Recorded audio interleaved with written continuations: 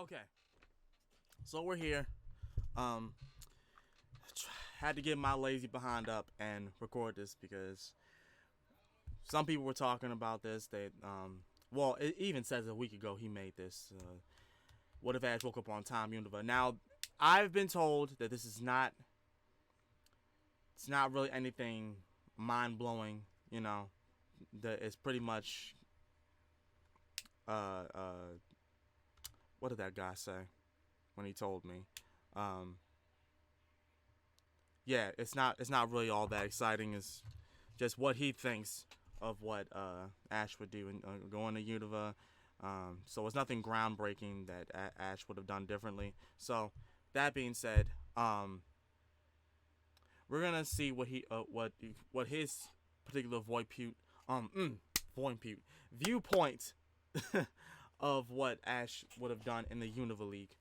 Like, comment, subscribe if you are enjoying these, and let me know what else you want me to react to.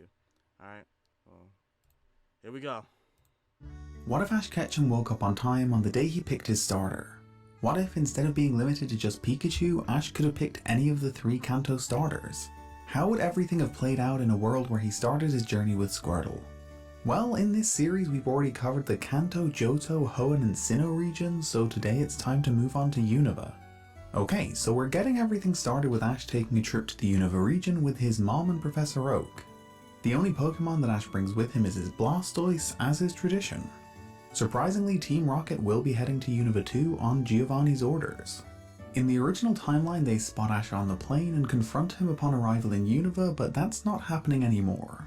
They aren't obsessed with or even aware of Blastoise unlike Pikachu, so there's no confrontation required. Another change without Pikachu present is that Ash heads straight inside with Delia and Professor Oak. The electric type sensed Zekrom's approach and kept Ash outside, which led to them getting stuck in the electrical storm that it created. Blastoise senses nothing though. The water starter is in full-on vacation mode. As a result, Ash never sees Zekrom and just assumes it's a thunderstorm like everyone else. Well, that's unexciting. Once the storm clears, Professor Juniper arrives and escorts Ash, Delia and Oak back to her lab in Nuvema Town. A beginner trainer called Trip arrives shortly after them and he's pretty awful. Ash learns that he's there to select his starter Pokemon, which excites him as he gets to meet the Unova starters for the first time. As you would expect, his big brain is on full display as the starters are introduced. That's a fire type! Nice and fiery! Close enough. Okay, not really. That was edited, but you weren't even surprised, were you? Something important to note before continuing on is that Best Wishes marked something of a reset for the Pokemon series. The creators seemingly wanted to redo the Kanto dynamics, with Ash being a brainless moron who catches a good number of Pokemon. Which I want to say, I feel like I've already talked about this, but I want to say again, that was a dumb idea. That was a dumb idea. One, why would that make sense knowing a person who has gone through... Okay, for example, let's say it's first grade, right? You didn't know anything in first grade, but you were taught everything. But as time goes on, each grade goes on, you get smarter. You're used to what the basics are. Then when you finally get to 6th grade, okay? Or the 5th grade or 6th grade. We'll just say 5th grade, because I'm just putting the parallels together. So Unova, like 5th generation, 5th grade, right? You get in there and forget every basic thing that you've ever been taught. And I'm not talking about the math, like multiplication or like division. I'm talking just straight. You can't read. You don't know how to write. You don't know what textbooks are. You don't know your multiplication or subtraction, which is 2 are the most easiest ones. Okay? You don't know none of that stuff. All you know is that you're gonna finish this grade. You see how dumb that sounds? Are you listening to how dumb that sounds? So why would it make sense in this regard? Ash has been through like 4 regions at that point. That is his 5th region. How would he not know what to do? The weaknesses, the strategies, the typing advantages. How would he not know that? When back in Sinnoh, he was doing great. He was doing great.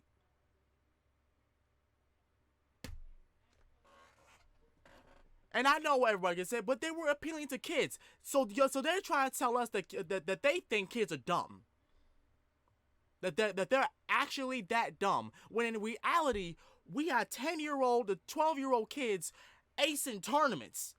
Pokemon tournaments. Now, explain that to me.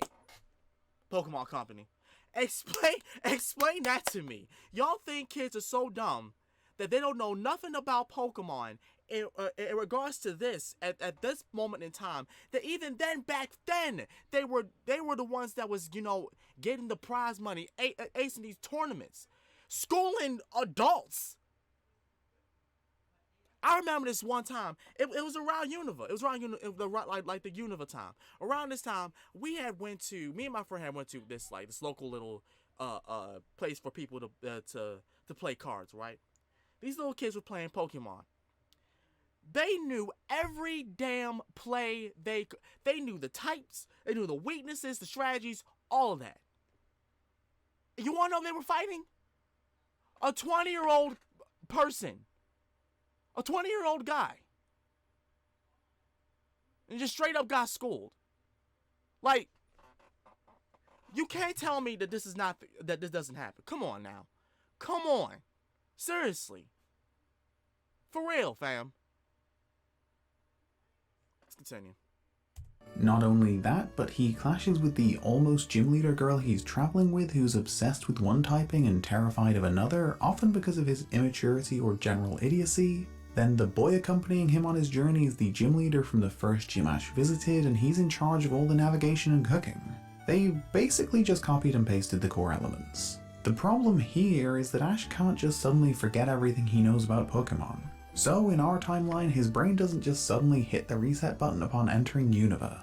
Anyway, Trip selects Snivy as his starter and leaves the lab ready to begin his journey.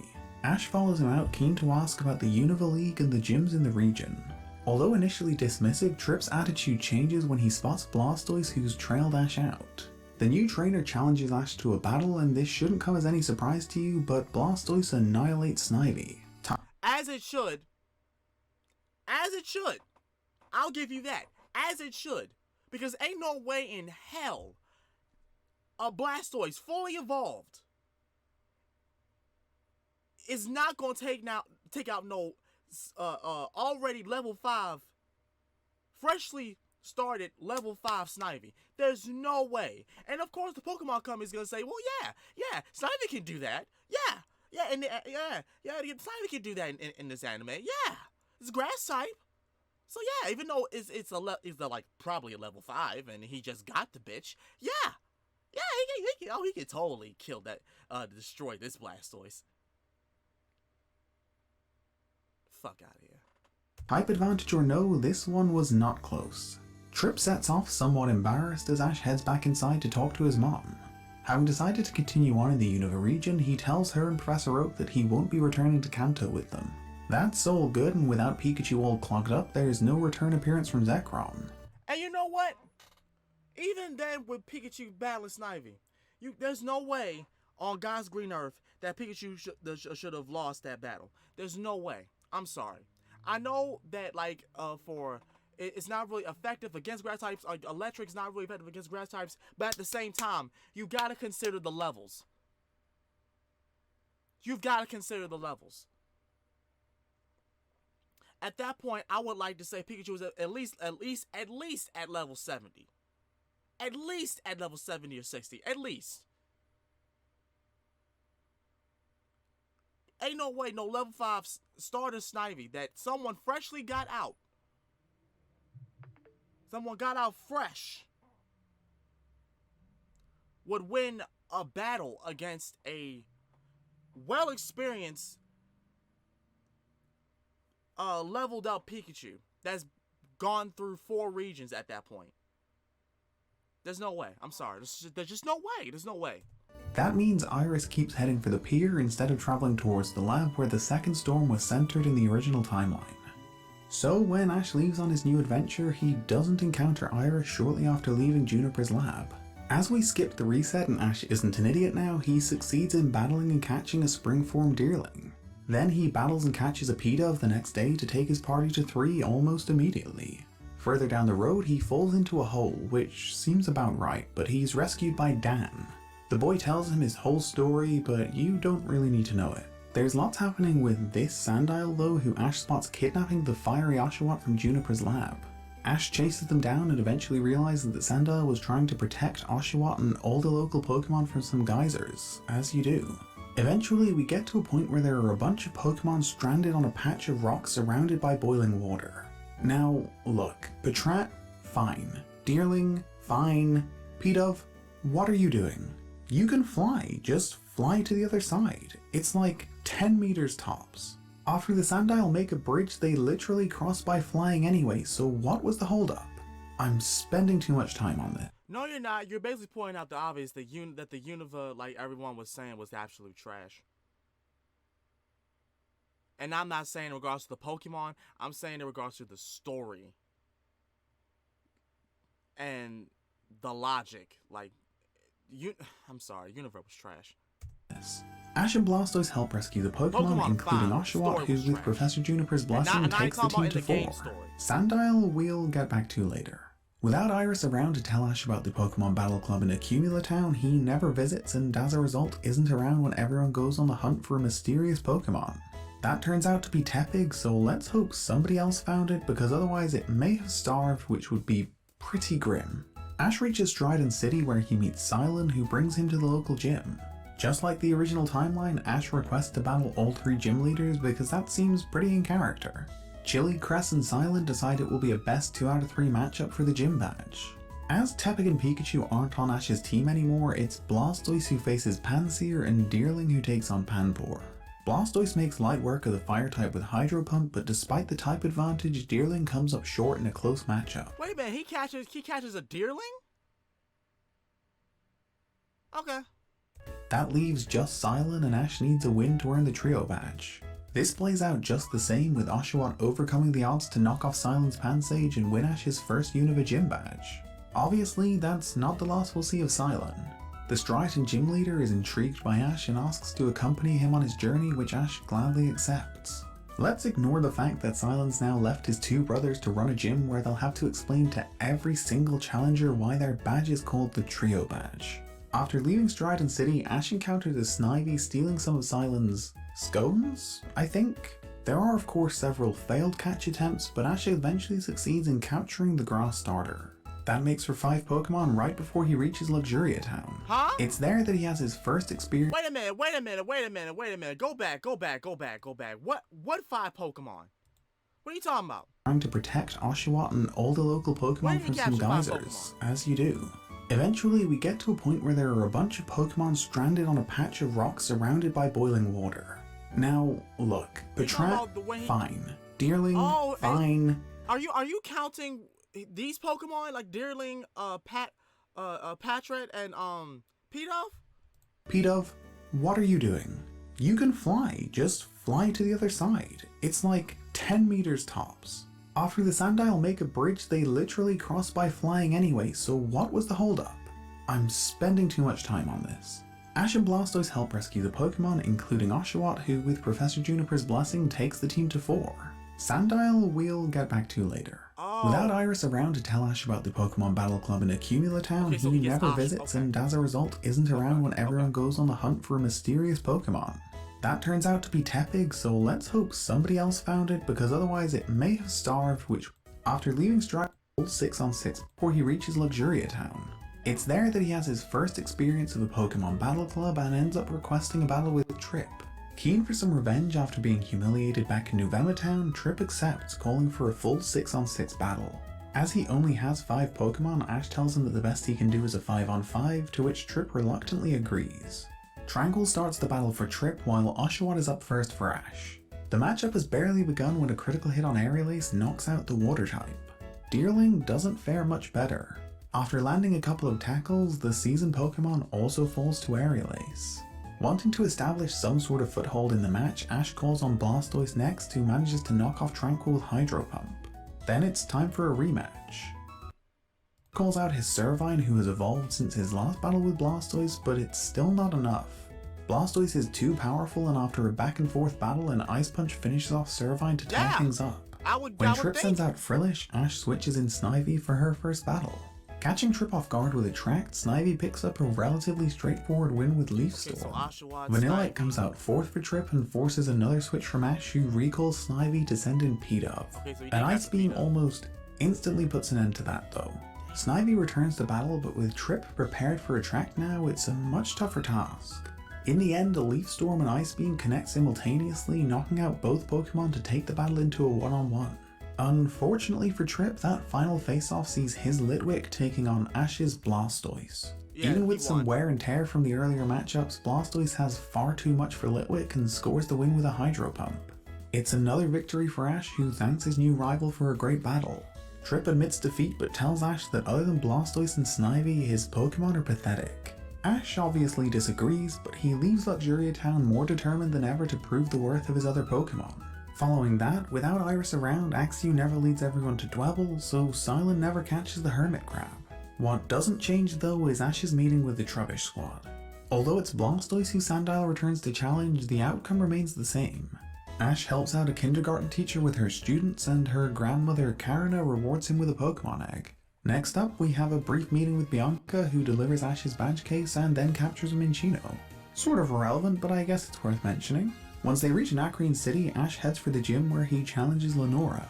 With Trip's words ringing in his ears, Ash decides to use Oshawott and Deerling in the gym, and the two fail to get the job done. Lenora's main strategy is to use Roar with Lillipup, and after forcing a switch, go out to Watchog and use Mean Look. It interrupts Ash's flow and he fails to earn his second gym badge first time around. Silent suggests he should... Yeah, see, the problem with Ash in this series, in the Unova series, is that he just had the Pokemon he just got, you know, like Oshawott and Snivy. He literally just had them battle without any training. He never really trained his Pokemon except for Tepig, which makes no sense given the fact that he has all those other Pokemon. Ash was literally going through the motions and just sending them out and hoping that they would get stronger. I don't remember ever seeing him taking the time to train Oshawott. Well, I mean, you know what he did, but that one time for him using Razor Shell, that was it. He didn't train him to like be any stronger so that he could evolve. Same thing with Snivy. Visit the local Pokemon Battle Club to get in some training to increase Oshawott and Deerling's speed. Yeah, the training sessions with Don George not only help to up their speed, but both Pokemon learn new moves, with Deerling mastering Double Team and Oshawott sort of halfway figuring out Aqua Jet. During his rematch with Lenora, the drastic improvement is impossible to ignore. Although it's a little bit awkward, Oshawott takes down Watchog with Aqua Jet, knocking itself out in the process. Then Deerling uses Double Team to disorient the now evolved Herdier before scoring a knockout with Double Kick to earn Ash the win. Basic badge in hand, Ash leaves Nacrene City behind and heads for Pinwheel Forest with Silent. Before they make it there, the Pokemon egg that Ash received hatches, revealing a Scraggy. No change there, but we will be altering things in Pinwheel Forest. Without Pikachu around, Ash never encounters Swaddle in the tangle of trees, and as a direct result of that, he doesn't meet Berg there either. Having never left the path, Ash and Silent make it through Pinwheel Forest with ease, and their reward is a meeting with Burgundy.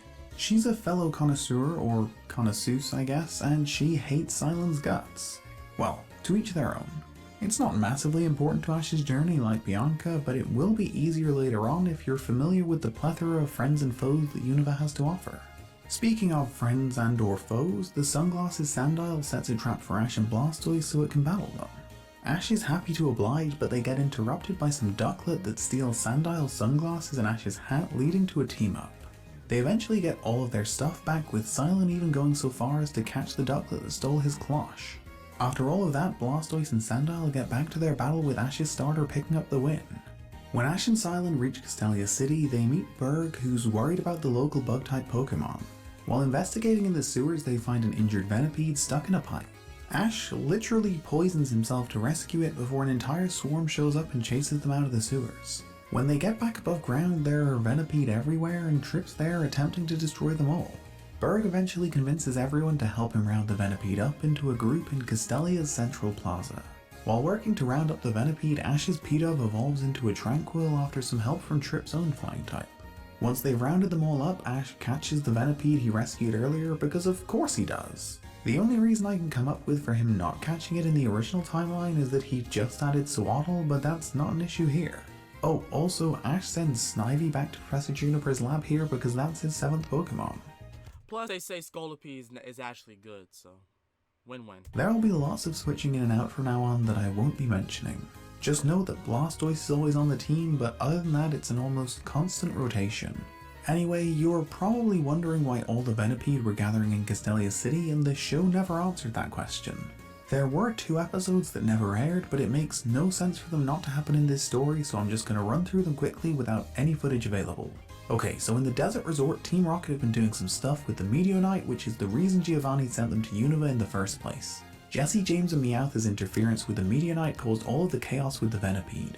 Giovanni's plan is apparently to take control of Unova by creating imbalances in the weather and energy flow of the planet using the Meteor Knight. In the end, Team Plasma end up stealing it from Team Rocket to enact their evil plans, but it makes lots of Pokemon way stronger and they end up destroying it. Okay, right, let's move on. After pretending the world didn't almost just end, Ash heads for the Castelia gym to take on Berg, who seems to have completely forgotten about the Venipede. The battle begins with Ash's Deerling taking on Berg's Dwebble, and after a close matchup, a double kick gives Ash the lead. Whirlipede's up next for Berg, and Steamroller ends up knocking out Deerling to even up the match.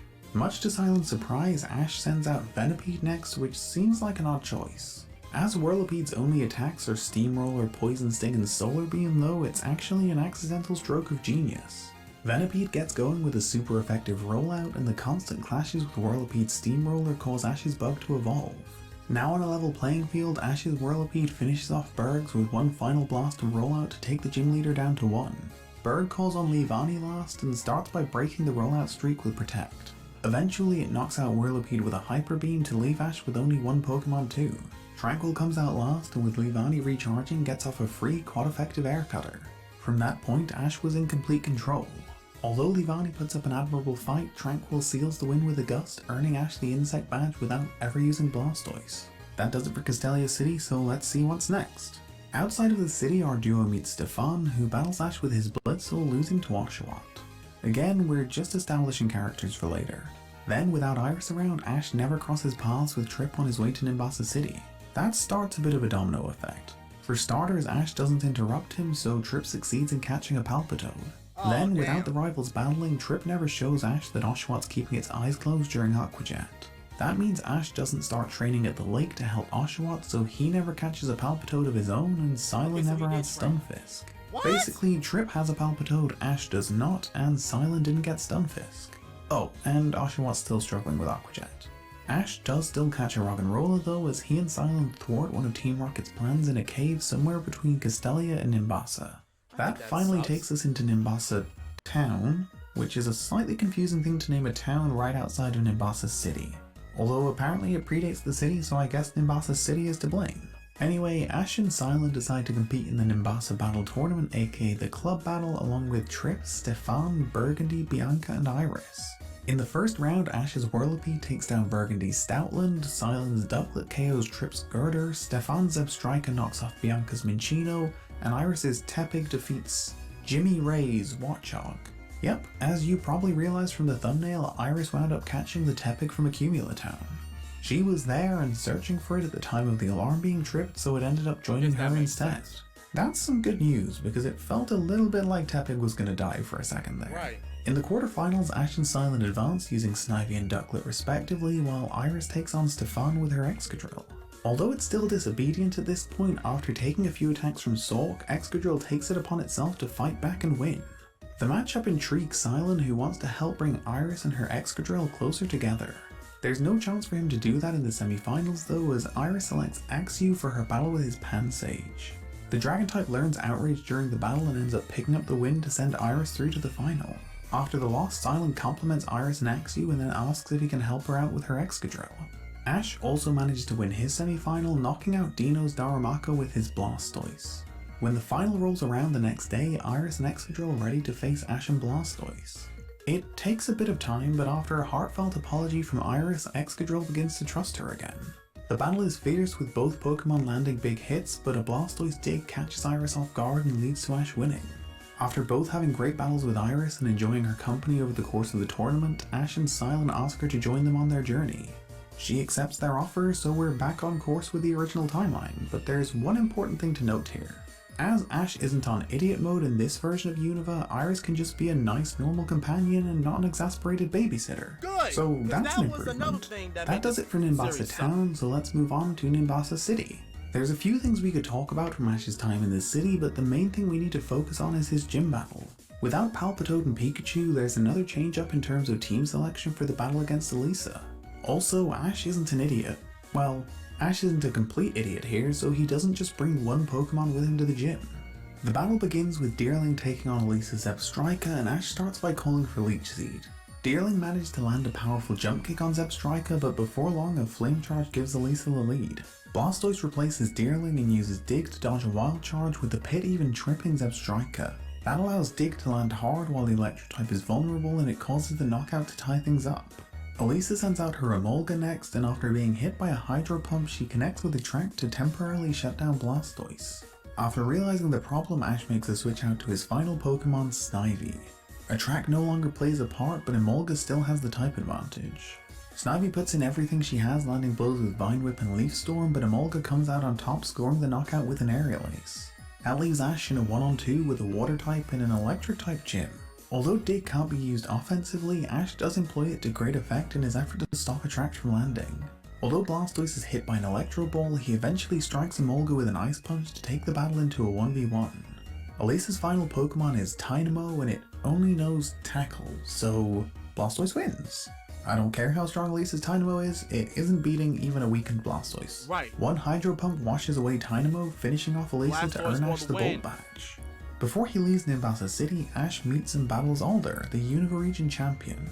The battle pits Blastoise against Bouffalante, and Ash seems to be on the cusp of winning because Alder literally falls asleep.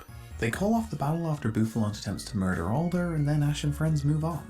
Once they reach Driftvale City, there's more minor stuff that we can skip over to get to Ash's gym battle. Unlike the last gym battle, this one plays out exactly like it did in the original timeline. Ash's Oshawott defeats Clay's Krokorok before falling to Palpitoad. Snivy then knocks out Palpitoad, but Excadrill takes her down to leave us in another one-on-one.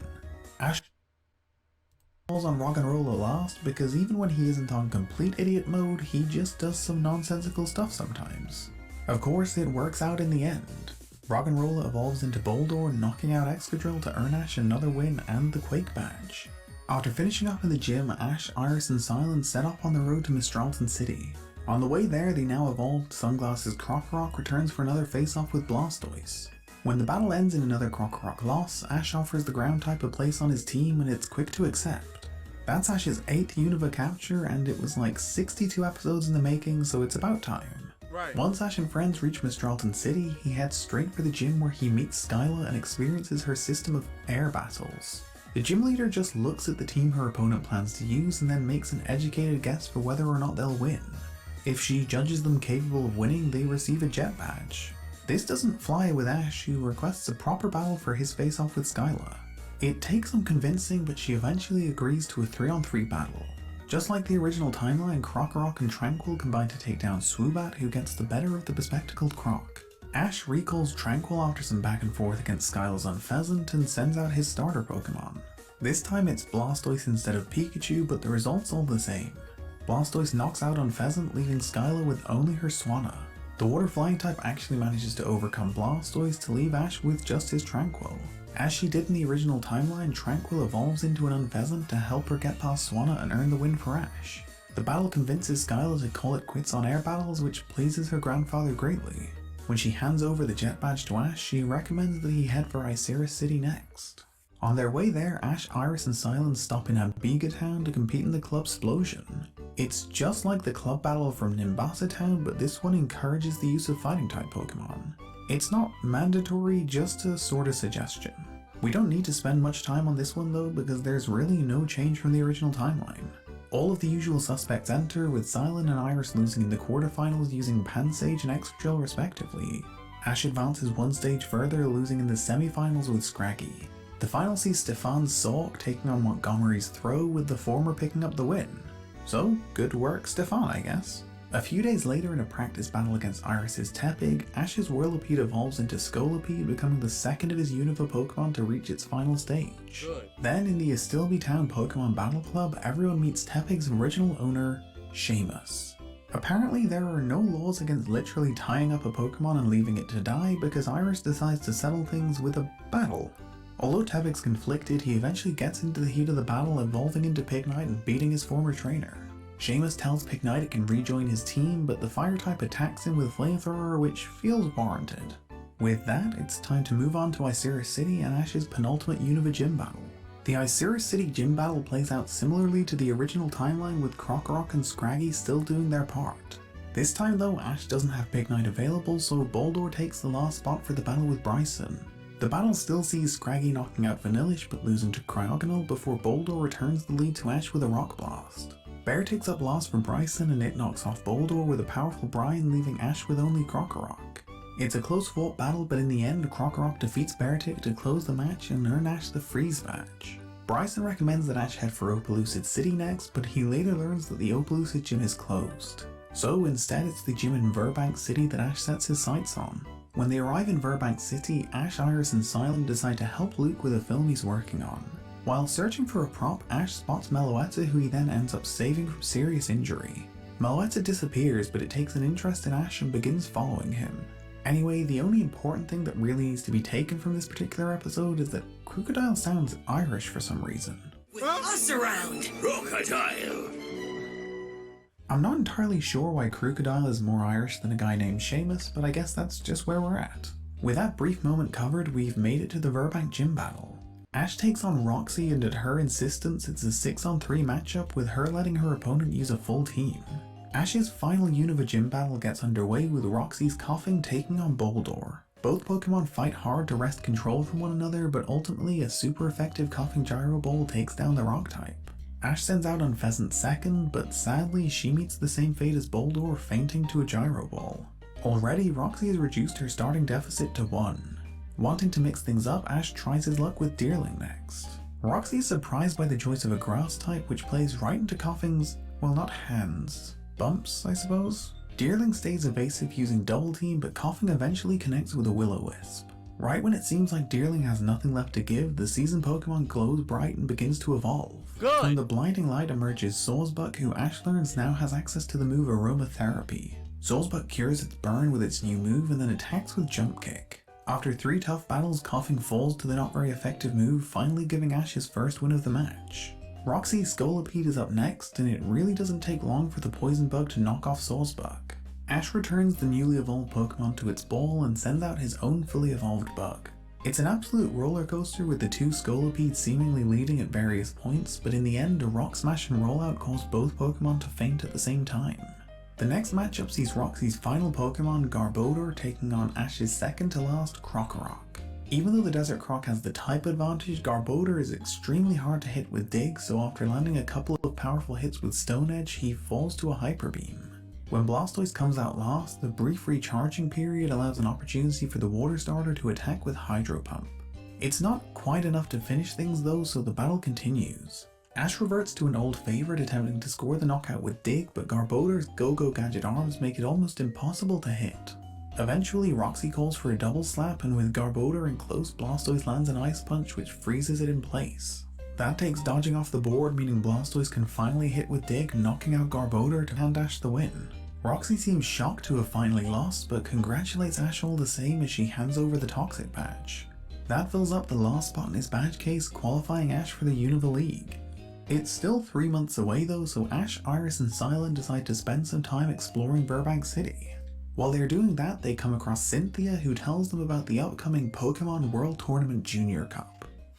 Junior Tournament Pokemon Cup of World Junior? What? No, the Pokemon World Tournament Junior Cup. It's 5 words. Come on, Ash. Anyway, the trio all decide to compete, so they head to Undella Town with Cynthia, where there's a familiar face waiting for Ash. Hey, it's Dawn. She'll also be competing in the cup, and she's staying with Cynthia in the meantime. Also, Meloetta's here, by the way. That will become relevant later. Before the day of the tournament arrives, Iris catches a Dragonite who was injured and causing some issues at a power plant. No change there, and with that we can get right into the Junior Tournament Pokemon Cup of World Junior? For the most part, this goes according to the original timeline plans. Ash doesn't have Leavanny, so calls on Snivy in round 1 instead, and Silent's more reliant on Ducklet, but other than that, the paths to the final go exactly the same.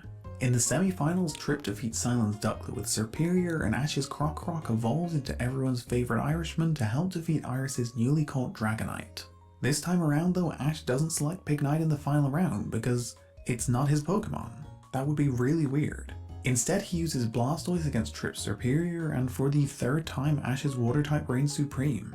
Using Dig to avoid Solar Beam and close the distance, Blastoise surfaces to strike with a devastating Ice Punch that knocks out Serperior. Trip insists that Ash got lucky again, and next time he'll be more prepared. Ash is officially the Junior Tournament Pokemon Cup of World Junior Champion, and as a reward for winning, he gets another battle with Alder. This time around, Alder stays awake for the entire battle, so it's a lot closer than their first face-off. Alder's Bouffalante is a bit of a one-trick buffalo as it only ever attacks with Head Charge. Ash does manage to use Dig as a way to dodge for the first part of the battle, but once Alder realizes his strategy, he finds a workaround for it. Blastoise does connect with a Hydro Pump early on, but Bouffalante seems largely unfazed. When Head Charge does eventually strike Blastoise, the Water Starter even succeeds in leaving something on Bouffalante with a Sideswipe Ice Punch. That exchange deals a whole lot more damage to Blastoise though. When the second Head Charge lands, it's more than Blastoise can take, knocking him out, but the recoil almost does away with Bouffalante too. The Bash Buffalo Pokemon can barely get back to its feet to celebrate the narrow victory. Alder heaps praise on Ash and Blastoise, admitting that it's very rare for Bouffalante to even tire slightly from his battles. Before leaving Lacunosa Town, Ash, Iris and Silent meet Cameron, who's perpetually late and currently irrelevant, but again, may as well introduce him now to save time later. Okay, now we've got all the stuff with Meloetta, Ridley, Team Rocket and the forces of nature. Even though it almost leads to the destruction of Unova, it's ultimately sort of inconsequential in the long term for Ash, so I'm just gonna skip it. It did happen though. We even got to see Giovanni battling with Persian, so that was neat. Anyway, the conclusion sees Giovanni and Team Rocket retreating to Kanto, their Unova plans having failed, but they were closer to succeeding than usual, so you've gotta give them some credit. Alright, that almost takes us into the Virtuous Conference. On the way to Virtuous City, Ash and friends encounter Virgil in the Pokemon Rescue Squad. Virgil uses a team of Eevee and Eeveelutions, and he's qualified for the Unova League too, so probably worth mentioning him. That's it though. We've finally made it to the Virtuous Conference. After failing to win the Sinnoh League, it's been a long-term plan for Ash to make use of his entire Pokemon roster here rather than focusing on just Unova captures. Trip, Bianca, Stefan, Cameron and Virgil all enter the Virtuous Conference alongside Ash, with Trip being drawn against him in the preliminary round. It'll be a one-on-one battle which will send the loser second chances. As you might expect from the two, Trip selects Serperior and Ash chooses Blastoise for the win or go home matchup. Trip starts the battle by calling for Sunny Day as Ash instructs Blastoise to use Dig. By the time Blastoise emerges from beneath the ground, Serperior has positioned itself perfectly and strikes with Dragon Tail. Blastoise is knocked back but recovers quickly to counter with a Hydro Pump that Serperior doesn't even dodge. Instead, the Grass Snake stands its ground to fire back a Solar Beam. As Sunny Day is active, Serperior took no time to charge up the attack, so scores a direct hit on Blastoise. The battle has barely begun and already Trip is in complete control. Ash attempts various strategies to close the distance for an Ice Punch, but Serperior is always ready for Blastoise after Dig. The best Ash can hope for is landing weakened Hydro Pumps, which are barely dealing any damage thanks to Sunny Day. After managing to dodge a couple more Solar Beams with Dig and using the move more defensively, Ash and Blastoise outlast Sunny Day. As Trip calls for Serperior to bring back the Blinding Sun, Ash sees an opening calling for an Ice Punch. Blastoise charges down Serperior as it sets up Sunny Day once more and swings for the fences. The Fierce Punch lands just before Serperior can dodge, but as he'd begun moving backward, it's a glancing blow at most. It still deals serious damage, but Serperior rallies to send a Solar Beam back in the other direction. The distance between the two fully evolved starters is too small to allow Blastoise to react in time.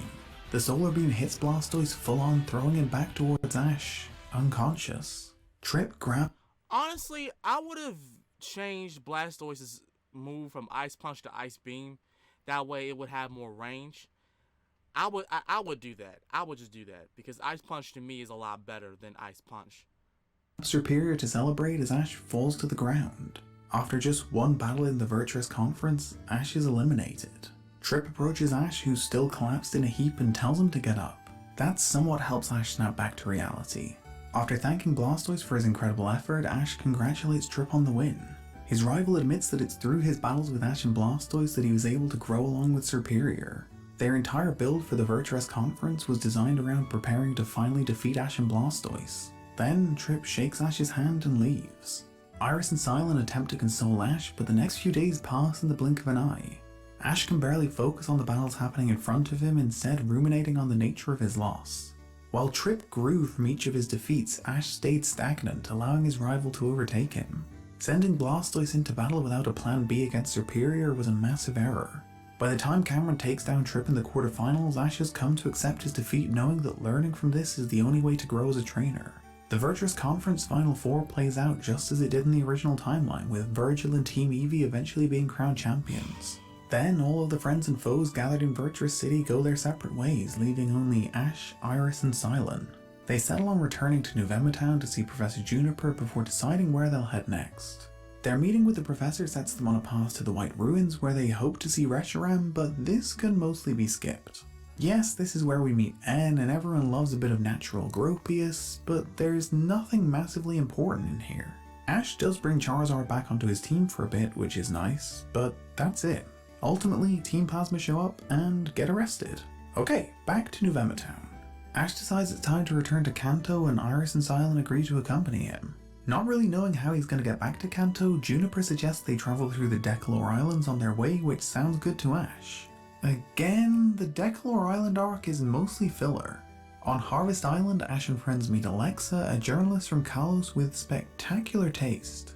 She joins the trio on their journey back to Kanto, and that's really about it. Oh, also Claire shows up and catches a shiny Druddigon. That takes us back to Kanto though. Did I just cover 30 episodes in a minute? Yeah, sorta, but you really didn't miss much. Pretty much the instant Iris and Silent set foot in Kanto, they decide it's time to leave. Iris wants to visit Claire in Blackthorn City, while Silent's set on competing in a fishing competition in Hoenn. That's what they say anyway. I think they just didn't like Kanto. Or Ash. One of the two. Anyway, they say their goodbyes and part ways, sure to meet again someday. Then Ash and Alexa head for Pallet Town. Once they make it there, Ash checks in with his mom, Professor Oak, and all of his Pokemon, then announces that he'll be going straight on to Kalos with Alexa. Blastoise is the only Pokemon who he decides to take, promising that in Kalos he won't let him down. Alexa informs Ash that her sister is a gym leader, and if he intends to compete in the Kalos League, that's where he should start. That was it for that. Could have used any other Pokemon other than the starter. Okay, I'm gonna say this right now. Just because you replace Pikachu with Blastoise does not mean that he had to have used that only Pokemon. He has other Pokemon that he could have used, and that would have been a lot better than having Blastoise do it. Plus, like I said before, Ice Beam is better than Ice Punch, so you could have said that he changed it up a little bit. But I don't know. That's his, video of what he thought it was. I'm not gonna say he was wrong or right, but he could have did something different rather than just replacing things. Whether or not it's like a different time thing, there are other things that come into play. But that's here or there. Post your comments down below what you thought about this. Like, comment, subscribe, join the Sakurai Clan today. This has been Master of Sakurai. I love you guys, and I will see y'all again next time. Peace.